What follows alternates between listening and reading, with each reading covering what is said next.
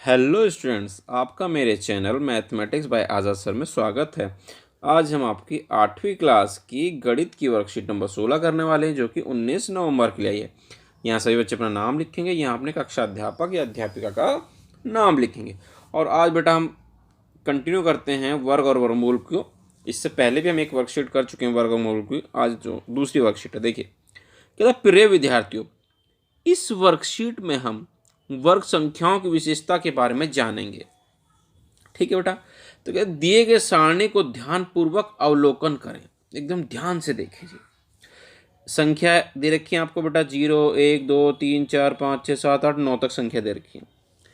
गणितीय रूप यानी कि अगर मुझे इसका वर्ग करना हो तो मैं किस तरह से लिखूंगा। 0 का वर्ग करना तो 0 का स्क्वायर, 1 का वर्ग करना तो 1 का स्क्वायर, 2 का वर्ग करना 2 की घात 2, 3 का वर्ग करना 3 की घात 3, 4 का वर्ग करना तो 4 की घात 2, 5 का करना तो 5 की घात 2। ये इसका गणितीय रूप हो गया बेटा। ठीक है। जिसका भी मुझे वर्ग करना होता है उस संख्या के ऊपर मैं घात 2 लगा देता हूँ। ठीक है। ठीक है, वर्ग का मतलब आप जानते हैं, उसी संख्या की 2 बार गुणा करते हैं। 0 का वर्ग तो क्या रहेगा बेटा, 0 ही रहेगा। 1 का वर्ग 1 की 1 से गुणा करेंगे, 1 एकम 1। 2 का वर्ग 2 दूनी 4।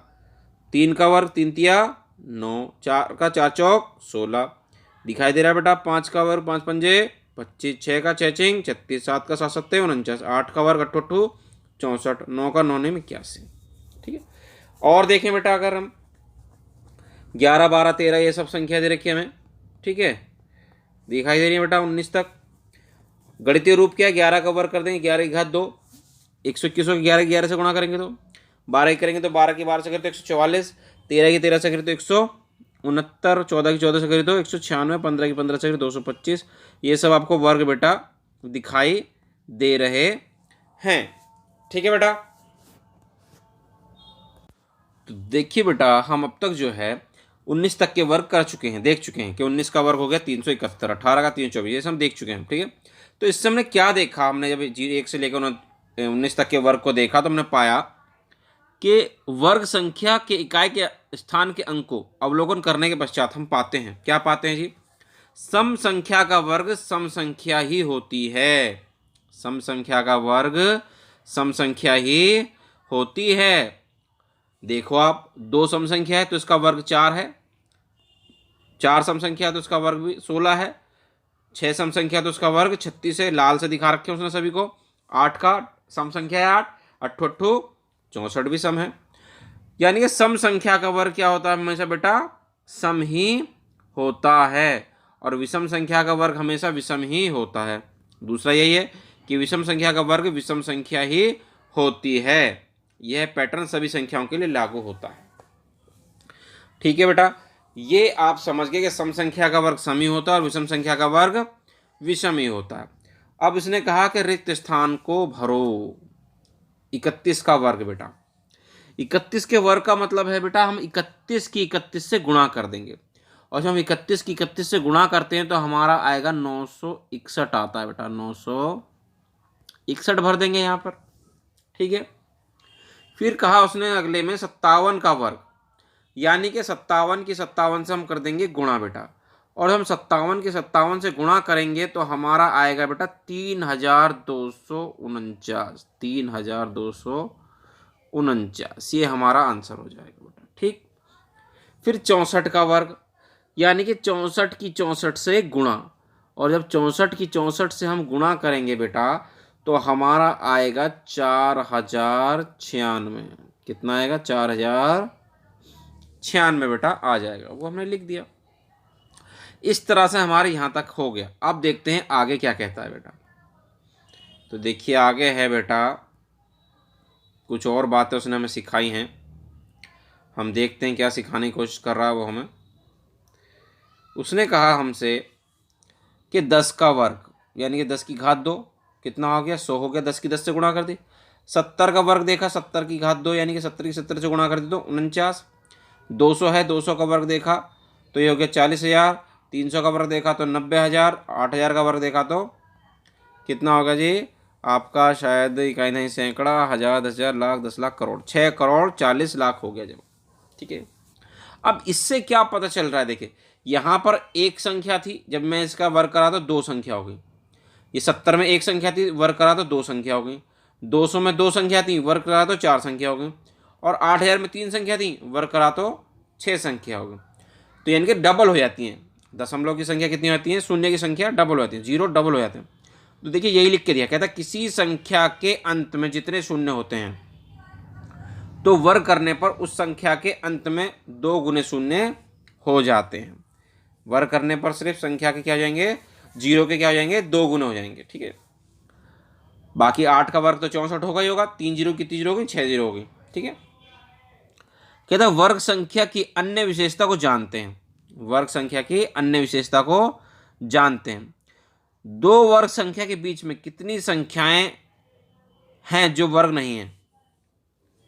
दो वर्ग संख्या के बीच में कितनी संख्याएं हैं जो वर्ग नहीं है। देखिए 0 और 1 ये वर्ग संख्या है, इनके बीच में कितनी वर्ग संख्या है, 0 और 1 के बीच में तो कोई संख्या आती ही नहीं है। ठीक है, 1 का वर्ग 1 ही रहेगा।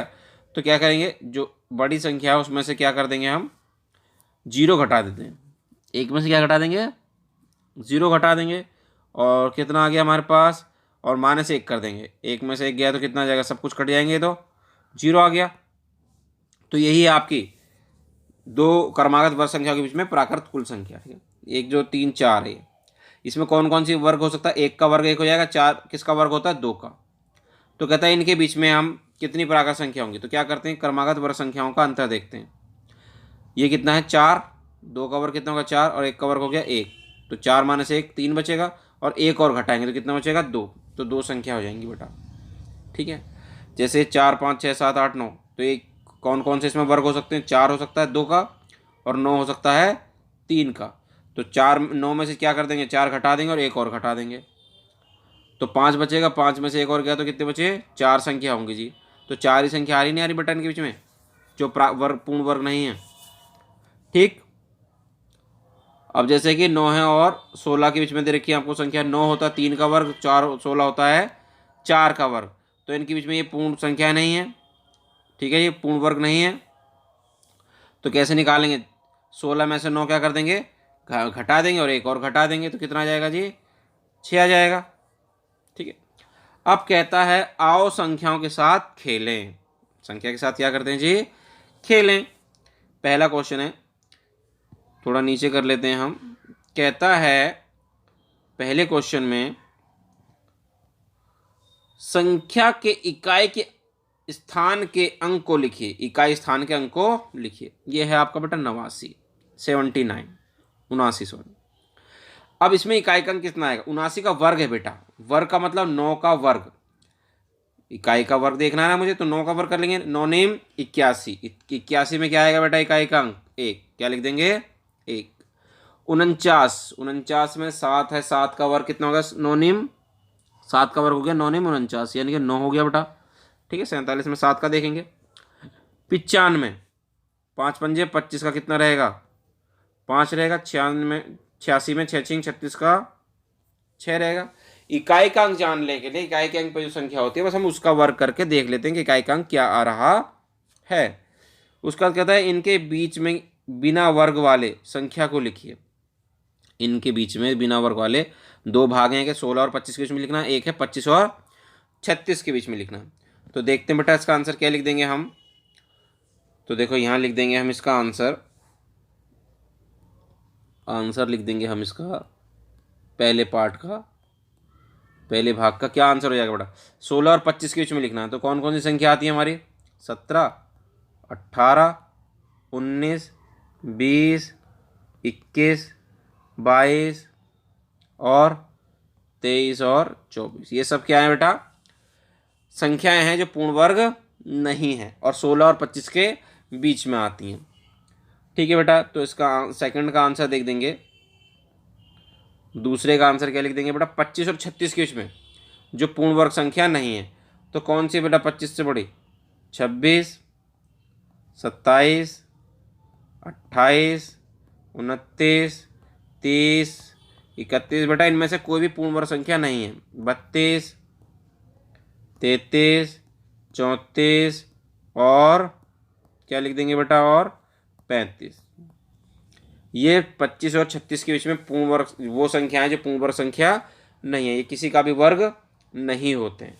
ठीक है बेटा, इस तरह से आपकी वर्कशीट पूरी होगी। उम्मीद करते हैं आपको अच्छे समझ में आ गई होगी। तो वीडियो पसंद आई तो वीडियो को लाइक करना, शेयर करना और कमेंट करना। और अभी तक आपने हमारे चैनल को सब्सक्राइब नहीं किया तो चैनल को सब्सक्राइब ज़रूर करना। मिलते हैं आपसे अगली वीडियो में।